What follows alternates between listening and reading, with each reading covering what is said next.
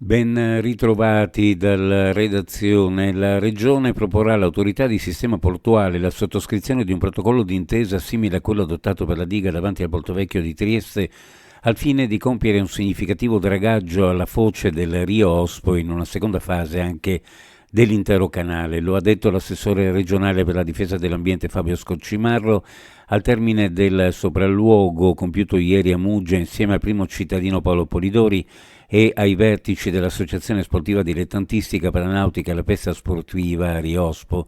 Nell'occasione l'esponente dell'esecutivo Federica ha annunciato la volontà di dare avvio a un importante intervento per risolvere il problema della navigabilità alla foce del corso d'acqua. Da tempo infatti l'accumulo di sedimenti impedisce alle imbarcazioni di uscire con la bassa marea, creando disagi per i naviganti e per le attività economiche legate al canale navigabile che conduce al Golfo.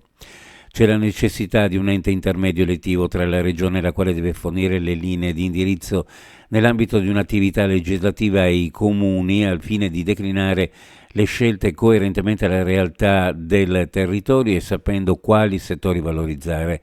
Lo ha detto collegato in videoconferenza da Bruxelles il governatore Massimiliano Federica nel suo intervento al convegno tenutosi a Monza intitolato La riforma delle province e il modello lombardo.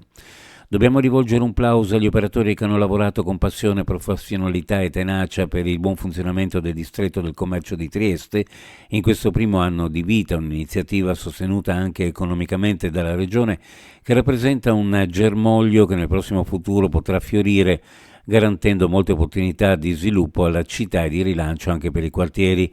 Lo ha affermato l'assessore alle attività produttive Sergio Emidio Bini nel corso della presentazione della progettualità del distretto del commercio di Trieste.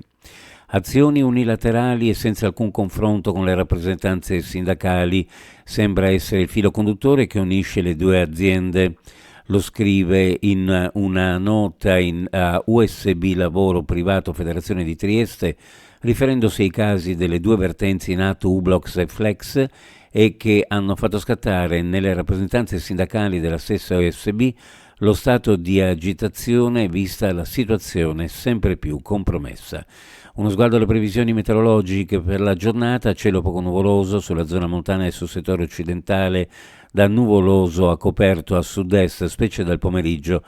Possibili foschie o nebbie sulla pianura pordenonese verso il confine con il Veneto. Per quanto riguarda le temperature, le minime in pianura fra -1 e 2 gradi, sulla costa fra 3 e 6 gradi centigradi, le massime ovunque fra 9 e 11 gradi. Previsioni a cura di ARPA e FVG Meteo. Ed è tutto per il momento con l'informazione. Grazie per averci seguito. A più tardi.